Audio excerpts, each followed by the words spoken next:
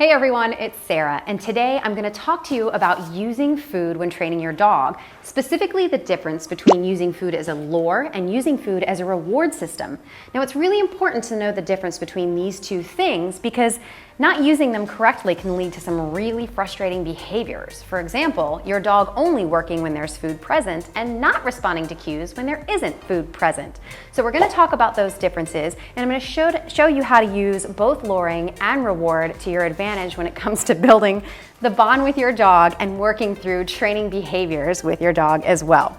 Before we get started, please be sure to hit that like button if you like this video. Go ahead and hit the subscribe button and ring that bell to receive notification when more content is released just like this. In building a training relationship with your dog, the important factor, no matter what you use to do it, is that the dog develops a relationship with you and works with you and doesn't develop a relationship with the tool that you're using. In this case, we're talking about food as the tool. So first things first, let's talk about the difference between luring and rewarding. First up is luring. Now with luring, what we're doing is using a food item, in this case in particular, to draw a dog's attention to get them to follow a specific direction using that food. This is used as step one, the very basic beginning of shaping a specific behavior. You don't have to use it, but they do particularly like it. So to give you an example of what luring looks like, on the fly here, I've never taught Blue Ivy to weave through my legs. So this is a really good example of what you would use luring for. Come here, Blue. So in luring, they see the food item ahead of time. This is a very important factor determining the difference between reward and lure. She sees it, and I encourage her to follow it. So here, I'm just gonna lure her, give her direction using this yummy food item in between my legs. Good girl. So notice that whole time she could see the food object in the item, and I'm using it to give her direction. Again, this is just the beginning of shaping a specific behavior. Good girl. There you go. Now, it is important to know that one of the first mistakes that people always make when using food lure is using it for too long.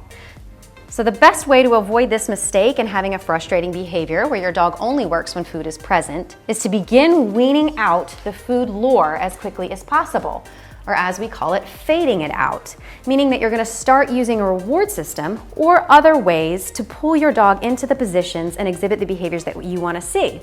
For example, one of the things that I might do in fading out the lure is actually using my fingers as a step two, because she still thinks that there might be some food there, or I can use a toy or squeaky or anything else as well as an alternative lure. But the idea is to get rid of the lure as quickly as possible. That will help you, there you go, good girl, direct the dog without making them too dependent on the food being present. Now let's talk about the reward system and how that's very different. Now you'll notice the first time when I was luring Blue Ivy that she saw the treat to begin with.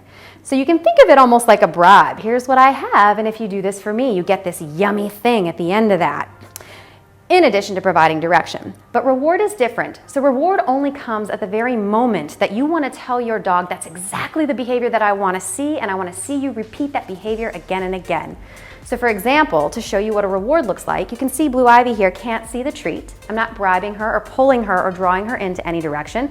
I'm simply going to ask something of her, and if she does it, in a very timely manner, give her a reward for that. Blue Ivy, dead dog. Good. That's a slow and lazy dead dog, but I will take it.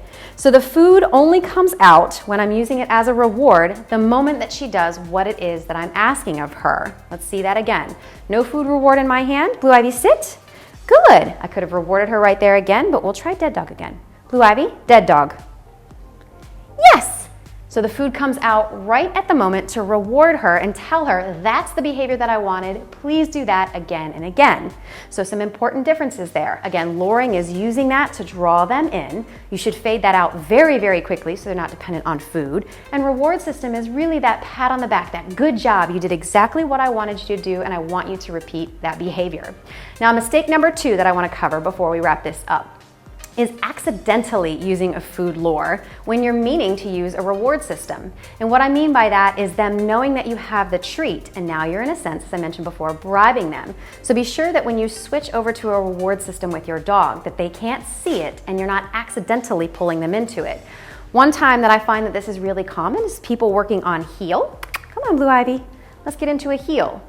Where, so that they're not finagling with the leash and the dog and the treats and everything else, they have the food reward in their hand already. But if the dog knows that your food reward is in this hand, you're luring. What you want to do instead is have your food reward elsewhere. In your other hand, Blue Ivy, heel. Good. If you need to, put your hands behind your back so it's easier, and make sure that that food reward only comes out at the exact moment that you want it to. Good girl. So that's the difference between luring and food reward. And again, it's really important to know the difference between these two when using them to help you through your training process with your dog. Food is such a beneficial way for us to bond with our dogs because it's something that they so very much enjoy. If you have any questions in particular about luring and or using food to shape or capture behaviors that you're looking for in your dog, please be sure to drop those in the comment below, and I'll be sure to answer them as quickly as I possibly can. Don't forget to like this video if you liked it, and please hit that subscribe button and ring that bell to receive notifications when we talk about more ways that you can build your bond with your dog with effective communication. Thanks so much for watching. Good girl. That's my good girl. Okay. Yeah, that's my good girl. Come on. That's my good girl. Good. Yeah. Good.